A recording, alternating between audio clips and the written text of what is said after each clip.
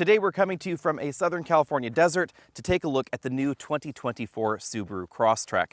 The Crosstrek isn't just one of the best-selling Subarus of all time, this is currently the best-selling subcompact crossover in America.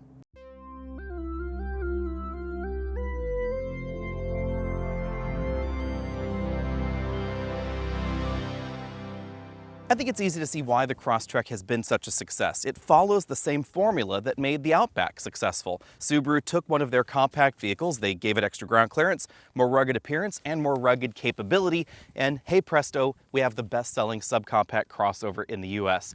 Targeted at a demographic that's a little bit younger and perhaps a little bit more outdoorsy than the typical Outback shopper. Say, someone right like Brian. That's why I brought Brian along. So what do you think as a younger person, maybe? I guess that's a weird thing to say, but what do you think of the grille up front? This is Subaru's grille, or frameless grille interpretation. Yeah, I like, honestly, the lack of chrome this time around. It looks a little bit more sporty. We do have a lower trim here because we are working with just a 2-liter engine. The top two trim levels get that bigger 2.5. But this is what you're going to get for the lower two, and I actually like it because, you know, it just looks a little bit cleaner, a little bit more interesting, a little bit more macho, actually, too. I wasn't sure what to think of it until I saw it in person, but I do like the look. It really does give the front end a really clean look. Also, easier to clean, I think, as well, because we don't have so many sections and divisions right there. So it's going to be a lot easier to get the bugs out. Now, what do you think of this enormous amount of black plastic at the bottom? These side portions kind of look like claws to me a little bit, but lots of black plastic cladding because, of course, this is the rugged off-road version. Yeah, I would say this area definitely mimics the taillights in the back, but it's a good look, and I think it's the kind of look that these buyers, especially for this particular model, are looking for, and that's why they didn't want to stray too far away from what the original one looked like. It's just getting bigger. Instantly recognizable as a Subaru. One really cool touch that I did not expect, I don't know about you, we get full LED headlights, so high beams and low beams LEDs, and they steer in the corners in every trim, including the base model, and that's probably why they did save a little bit of cash by giving us incandescent turn signals up front. I think that's a decent trade-off. If you do want non-incandescent turn signals, you can get the LED, the full LED setup in the top trims, but still nice to have the headlights down here. The headlight themselves doesn't change, only the turn signal module changes in the top end model. And we have fog lights down here too. We do. If you're interested in Subaru's Impreza without the off-road treatment, that video is coming up a little bit later because I'm driving it at the end of the month. Like the Subaru Outback, there's a definite benefit to this particular way of creating a crossover, most notably a lower roof height than you'll find in the boxier variety. If you're the kind of person that wants to put bicycles, canoes, kayaks, things like that, or a roof tent on top of your vehicle, it's a lot easier to get it up here, get it down, and get in it if it's a tent than something that's taller and boxier. But we still have lots of ground clearance. Now, when you take a look at the size of the vehicle, you'll notice this is not going to be quite as easy to park as some of the true subcompact crossovers because, again, this is essentially a lifted Impreza. And we do have that long hood profile that we find in other Subaru models up front, stretched body behind. And this particular segment has a pretty wide range of sizes. You can find something as small as a teeny tiny Hyundai Venue or something larger like this new Crosstrek. Something like the new Honda HR-V is also grown for its new generation, so some of these are getting a little bit bigger, some of them are staying small. I think the Crosstrek is a great size. But one thing to definitely keep in mind is that because we have that more station wagon-like format for the Crosstrek, the cargo area is going to be a little bit smaller than some of the boxier options, but again, we have that roof load practicality. A defining part of the Crosstrek style has to be these big chunky roof rails, but these are more than just a styling affectation like you find on some small crossovers. These were designed to be fully functional, which is why they're so long, so beefy, and why they have 3 attachment points to the roof of the vehicle as well.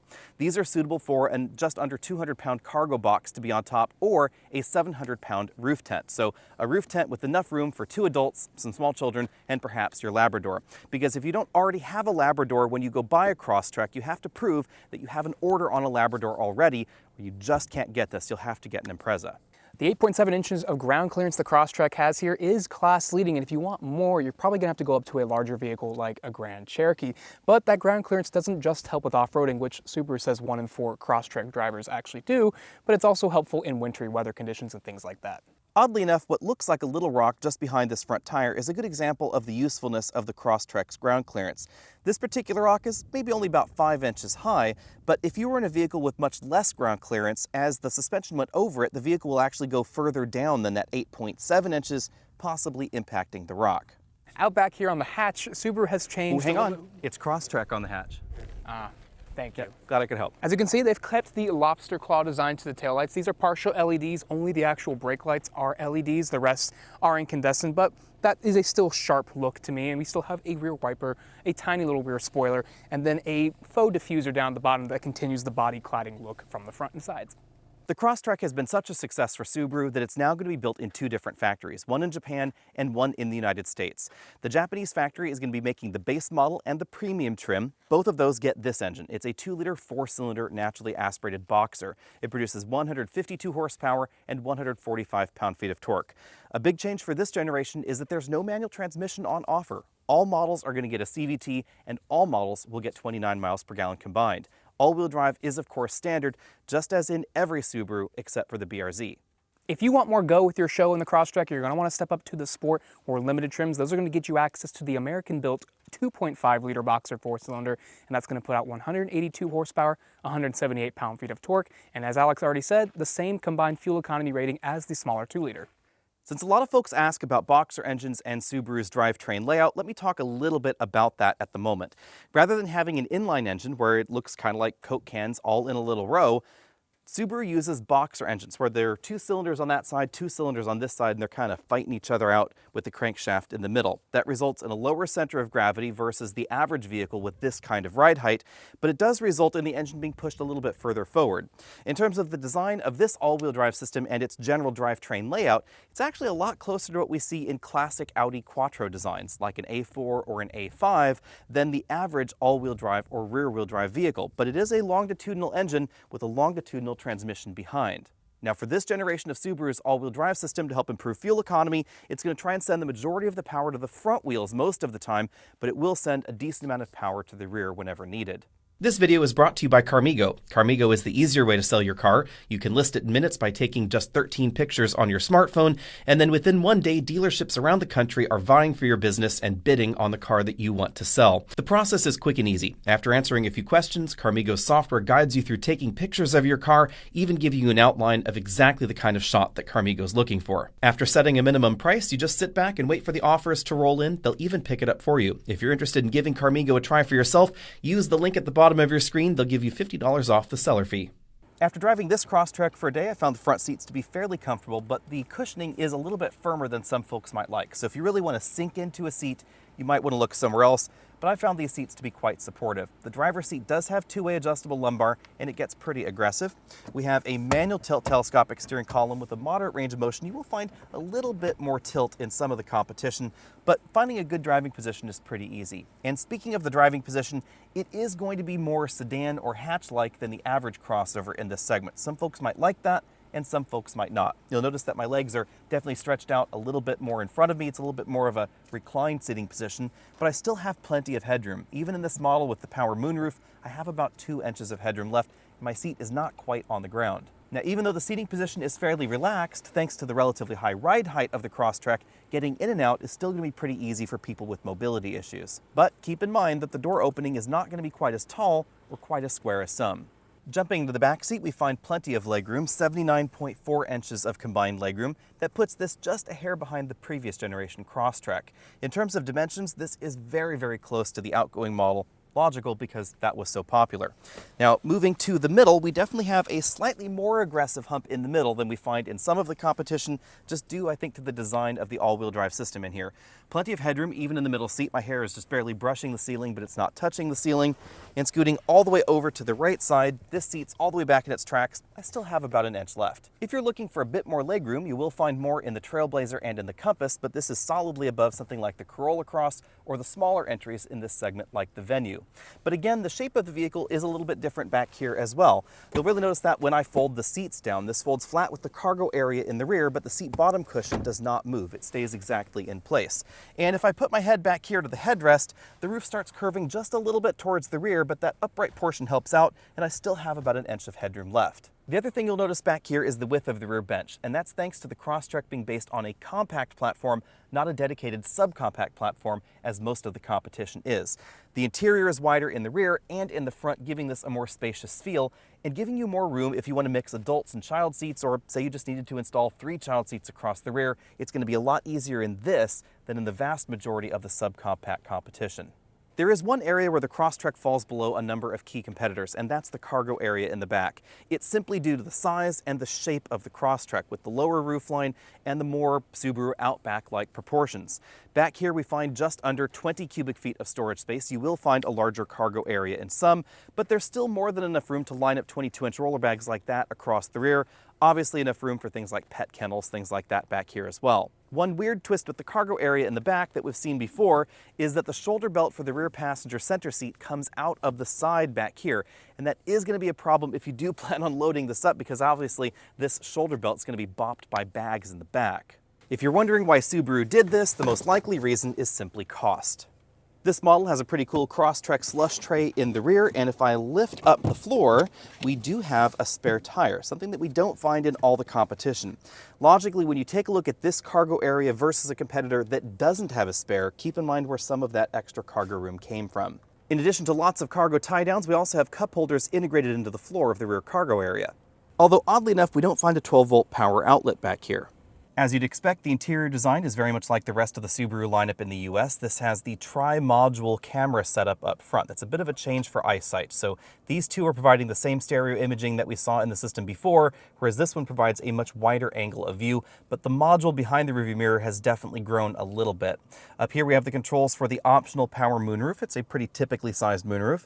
Back here you can see Brian eating a cookie, and you can see just about how much headroom he has back there at 5'9", so plenty of room back there. We have height adjustable shoulder belts and height adjustable headrests for the driver and front passenger. There are various different fabric designs depending on the trim you're looking at. This trim has sort of a, I guess you'd call that lime green accent stitching right there in the middle of the pattern. It really gives it kind of a cool look. It kind of reminds me of maybe a golf ball right there in the center of the seat bottom cushion and seat back cushion. Bolstering is not terribly aggressive, so larger folks shouldn't have any trouble with those seats. Decent amount of soft touch materials on the door panels. This is also a bit of a surprise, likely because of its relationship with the Subaru Impreza, but we have soft materials up there. That's a fabric insert, soft touch plastics below there, and then hard plastics down there around the bottom of the door. It's pretty common in this segment for some models to have all hard plastics on the front doors. The midsection of the dashboard is a hard plastic, but we do have a soft touch upper section of the dash, imitation carbon fiber below that, and then a pretty big bin-style glove compartment. You'd have no problem fitting a 12-inch tablet inside. And speaking of a 12-inch tablet, we sort of have one grafted into the dashboard here. This is just under 12 inches. This is the same infotainment software that we find in the Outback and a number of other modern Subarus. It's running essentially the same software that provides us with a tablet orientation for Apple CarPlay and Android Auto if your device supports it. But unlike some of the Ford products that also give you a tablet orientation for CarPlay, there's no way to dynamically resize it, which is something that you will find in some of the Ford products. The lower portion of the display is where we find the controls for the dual zone automatic climate control with some secondary physical buttons over here. So if you don't want to use those touch buttons, you don't have to. Auto start, stop right there. And over here you can see the native software in the system, that's Bluetooth interface, all that sort of stuff. Up here we have the option for X mode, enable, disable, some auxiliary gauges, and status of the infotainment system, also outside temperature. Physical controls for volume and tuning. I do think it's weird that wireless CarPlay is standard but wireless charging is not, but we do have high power USB ports here, 3 amps on the USB-C, 2.4 on the regular USB, and yes, even a stereo mini input. We have the same sort of shifter we find in other Subaru models. Drive down there, manual mode over to this side, then you use the paddles on the back of the steering wheel. This is a continuously variable automatic, but will imitate 8 gears. Toggle switches for the seat controls there, 2 big cup holders, 12-volt power outlet, electric parking brake, squishy cover for the center armrest right there, and a decently sized storage area. One thing to keep in mind is that like most modern Subarus, the footwells tend to be a little bit tighter than some of the competition because of the way the transmission and engine are arranged in here. The transmission is not entirely under the hood as it is in most of the competition. Some portion of the drivetrain is actually just under this center console area, which is why it's a little bit wider. Now, if we move on over to the driver's side of things, you'll notice we don't have a terribly large LCD like you find in some of the competition. We have a fairly small one in the middle. It basically just gives us our trip computer readouts. We then have physical gauges for everything else around there. We have the same steering wheel that we've had in other Subarus for a while. The airbag section isn't just this round part in the middle, it's actually right there at the bottom as well. On this side we find track forward, backward, volume control kind of separated there. We then have a toggle for that multifunction LCD in the instrument cluster, phone buttons, voice command button, a source change button, and then over here we have the controls for the adaptive cruise control and the steering assist system. These are effectively drive mode buttons. This is how you engage the sharp mode or the intelligent mode for the SI drive. Now let's talk about how the Crosstrek drives out on the road or out on a trail like we're on here. Clearly that's where we have to start everything with the Crosstrek. You will definitely notice that this 152 horsepower engine could use a little bit more oomph. But this is exactly the kind of surface that the Crosstrek is well designed for. Not only do we have that ground clearance, which means you're not going to bash the bottom on rocks as easily as some of the lower options, but there's a lot of suspension travel. So the deeper whoops and the dives on this road, it's actually pretty comfortable. Now, clearly there are things that you shouldn't do in a Crosstrek. This is not the kind of vehicle designed for rock crawling or any kind of situation where you're going to be worried about skid plates or things like that. But for going further off the beaten path on a piece of BLM land or a national park, etc., this is absolutely ideal. The all-wheel drive system's always on nature is excellent. It's always trying to send power to whatever wheel is needing it. This system will generally try and send most of the power to the front axle for fuel economy, but when you engage the X mode at lower speeds, it's going to try and send more power to the rear, and of course it's going to try and send power across the axles left and right more aggressively using the brake-based system. So Brian, what do you think about the ride so far? I have to say, I'm pretty impressed. Well, yeah, especially out here, you can tell they told us they softened the suspension just a little bit to make up for the fact that this body is a little bit more rigid this time around, and you can definitely out on the road feel it, but here especially it comes in handy because we're going over some washboard surfaces right now, and I feel like this could be a lot rougher than it is. And it does really well for itself. I mean, this is the kind of thing that's not going to rattle your teeth out. Right. And they've also made the cabin a lot quieter. Now, it's obviously difficult to say that on this road surface where my camera is shaking and rattling over there. This is a very, very washboarded set of roadways here, but it actually is pretty quiet. Much quieter than the outgoing model. It is, and as long as you don't make the engine go too high up in the RPMs, you barely hear the engine, so that's good.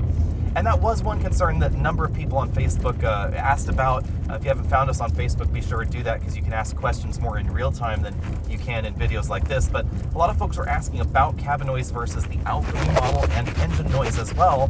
Subaru has made some changes to the 2-liter engine and the 2.5-liter engine. The power figures, the fuel economy figures, they're right around the same. But according to Subaru, they spent a decent amount of time trying to make the engine quieter. At higher RPMs, the extra refinement is obvious, whether you're out on a gravel trail like this or out on a paved road where the entire experience is going to be a little bit quieter. But there's certainly going to be some slightly smoother options. Yeah, and I also think that if you've always strayed away from Subarus because of their CVTs, this is a really good and responsive CVT. It responds really quickly to your inputs, and it keeps the engine, relaxed when it needs to be relaxed, and gives you the power you need really quickly when necessary. And the interesting thing about the CVT that's, maybe belies the relatively small amount of power we get out of this engine is the fact that the initial starting ratio is pretty aggressive and the throttle tip-in is also pretty aggressive. So it makes you feel a little bit peppier, a little bit more powerful than it really is. Part of the reason we have that lower starting ratio in this CVT than some is, of course, the off-road mission of the Crosstrek. They want you to be able to go up trails like the one that we're on here, which would be tricky with only 152 horsepower if you didn't have that more aggressive ratio to start with. This is not the most aggressive off-road course, of course, but it does show off some of the capabilities of this system, I think, pretty well, and also the ground clearance. For me, that's one of the biggest things about Subarus and a lot of off-road vehicles is the extra ground clearance. You can have the best four-wheel drive system in the world, but if you get hung up on rocks or tree branches or things like that, it's not going to be a great time for you out in the wilderness, and this is the kind of vehicle that doesn't really have that problem. And now that we're going downhill, to make this level of off-roading easier, the downhill assist control does turn on automatically. So it knows we're going downhill, it knows we're going slow enough, it's going to help you maintain a reasonable speed as you go down. Yeah, I like that. I like the fact that Subaru has really made this kind of trail traversing very easy to live with, very easy to do. If you're a novice, if you just want to get into off-roading, this is going to be a great entry-level vehicle. It's going to have the capability that you want and a lot of the automated systems that will automatically kick in. But again, if you want to take things to the next level, if you really want to get opposite wheels up in the air at the same time, that sort of thing, you're going to want the next level of off-road capability. I would say at least a half step above this would be something like a Subaru Wilderness product. They're going to give you a little bit of extra underbody protection, some slight tweaks to the mechanical all-wheel drive system, but not major changes. They're still not going to have a locking differential, which you will find in the more expensive competition. Something like the Jeep Cherokee, which is not long for this world, right? Have they actually discontinued it? It's gone out of production, yeah. Oh, there we go. The factory's done. It is dead. So the Cherokee, if you want one, get one now. Yeah, that one was really weird because it is nominally a front-wheel drive based vehicle, but it has a true locker in the middle, and it has a true locking rear and 2-speed transfer cases. It's really kind of an unusual duck. But you know, outside of this, you're basically looking at Wrangler, Grand Cherokee, Bronco, things like that. Bronco Sport does have a slightly elevated all-wheel drive system because it does have a true locker in the rear, essentially. But that's kind of it. As I usually say at first drive events like this, I don't have official 0 to 60 times yet because I'm not driving this at home and the climate and altitude, etc. are different, but expect performance numbers to be very close to the outgoing model. This Crosstrek weighs around 3,300 pounds, so pretty light for an all-wheel drive vehicle, but we only have 152 horsepower under the hood and under 150 pound-feet of torque. So 0 to 60 is probably going to be around 8.5 to 9 seconds in this model. It's likely going to be a second to a second and a half faster if you get the 2.5 liter model. I would be interested to see what the Crosstrek would be like with the turbo under the hood, but keep in mind that would make this a lot more expensive, and then why not just get an Outback or something like that. Of course, I also don't have any handling scores, but I think both of us were pretty impressed when the road started to bend. Yeah, on the actual pavement, the roads we were on were doing a lot of undulations, but very smooth ones. But even in the turns, the body roll is really kept under control, even though we do have that softer suspension. And I do like that combination of effect. You do feel like, you know, you get that floaty experience, but not the weird, like, wafty, you know, I don't know. It's a nice balance. And it's well sorted. It doesn't feel at all like a body-on-frame SUV, anything like that. And it's a lot lighter than the more rugged, more off-road focused or off-road branded vehicles, I guess I should really say there. So something like a Compass, a Bronco Sport, etc. They're heavier than this. This only weighs about 3,300 pounds, and that really does help out when it comes to the handling ability on-road, but also the off-road ability. So this is less likely to get stuck in the mud than some of those heavier alternatives. And when you look at tire size, we're working with 225s on this car. I think the only models that are probably going to have wider is probably going to be the new Dodge Hornet and something more sporty. Yeah. But this Again, is heavier. Though. And heavier, a lot heavier. If you're looking to get your hands on the new Crosstrek, these are going to be on dealer lots right around the time that you're watching this video, with the 2.5 liter upper end trims coming a short time later. The base and the premium version of the Crosstrek are hands down one of the best crossover values in America, especially the base trim at $24,995 starting, plus of course $1,225 of destination charge. That model looks almost identical to this one. It has the steering LED headlights. It doesn't have the fog lights below, but it has a front end look that is very similar. It doesn't have the power moonroof, and it doesn't have the roof rails, but you can add the roof rails on later because it will have the roof rail mounting points. It will also have the continuously variable automatic transmission standard and 29 miles per gallon standard, even though that all-wheel drive system is standard as well. And the standard all-wheel drive is a big point of differentiation for the Crosstrek at its low sticker price versus the vast majority of the competition's base models. And some of the base competition will actually still come with a manual transmission. This is going to get that automatic standard. Now, if you want some extra features in your next Crosstrek, you could jump up to the premium trim, which is what we're driving right here, $26,145 starting, plus of course the destination charge. That gets you the LED fog lights up front, and most importantly, the 11.6-inch LCD instrument cluster that you saw in the dashboard earlier with wireless CarPlay and wireless Android Auto. On the base model, you don't just get one LCD, which is kind of a weird thing. You actually get two 7-inch LCDs, one for the climate control and one for the infotainment system, kind of, sort of.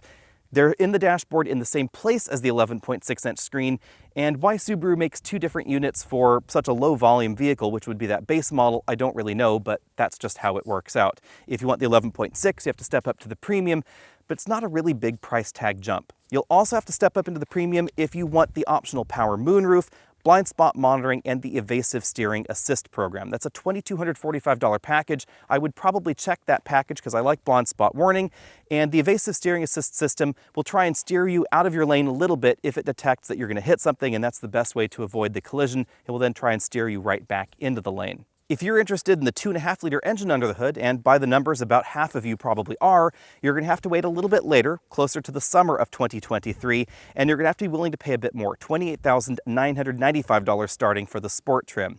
That is basically just going to get you the engine upgrade. You will get the upgraded LED headlights, but very little else. Most of the other content actually comes off. You can still add on the power driver's seat, the evasive steering assist program, and the power moonroof for $1,920. If you want the top-end limited trim, it's going to start just under $31,000 and have relatively few options available. You can option into a Harman Kardon audio system and factory navigation software for that big LCD in the dashboard, although I would probably skip the navigation software. The pricing range of the Crosstrek is not just really well done, it's also surprisingly narrow, especially compared to something like the new Jeep Compass. That gets pretty darn expensive pretty fast. I don't know about you, Brian, but for me, not only is the Crosstrek simply the best deal in this segment, this is one of the models that I would recommend most to family and friends. Yeah, and actually a lot of my friends really want one of these things. These are really hot sellers for, as we mentioned earlier, the younger crowd, the outdoorsy, the adventurous person, and I think this is definitely a great upgrade for people looking for the latest tech, the latest drivetrains, the latest efficiency that you can get from a Subaru model. This has all of it. But there's one thing to keep in mind. Because it's so hot, getting your hands on a Crosstrek is probably going to be pretty tricky, at least for the first few months. Again, the 2-liter model's rolling out of the Japanese factory. We don't know how much supply there is on the old Crosstrek. I actually have a friend right now that is looking for a brand new Crosstrek, and they want one of the older variety because they think they're going to get a better deal on it. Hate to tell you, you're probably not. In fact, a lot of Subarus have been going exactly at MSRP if the dealer's nice, or decently above MSRP lately, because Subaru's been on a real roll with their product lineup, especially the Crosstrek. What might they look at if they can't get their hands on one of these? What do we think the next in line would be in this segment? I don't know, I hear a lot of people asking me about the Honda HR-V. That one also grew in size for this generation. I'm not the biggest fan of this HR-V though. No, me neither. It doesn't look like a Honda. It doesn't look like, it's weird. It's a little pricey too, I think. It's a little pricey. It Yeah. drives well, but it's not going to be as fast as the 2.5 version of this car. Something else could be that new Toyota Corolla Cross, which is maybe a little bit bigger than this. And it's going to have a hybrid model, which we're going to be driving in a couple weeks. Yeah. So if you're interested in better fuel economy, this already gets really good fuel economy though. 29 miles per gallon, according to the EPA. We've been averaging around 28 today or so. You could get the Corolla Cross hybrid. That's going to be more expensive than this though. Most rumors seem to be pointing to around $28,000 or so. I think that's where it's probably going to hit. Yeah, that sounds about right. So let us know what you think about that down there in the comment section, and what are you cross-shopping against a Crosstrek? And as always, you can find us on Facebook, Twitter, Instagram, all those other social places, and check out the related YouTube channels, of course, the podcast and the EV Buyer's Guide channel. See all of you later.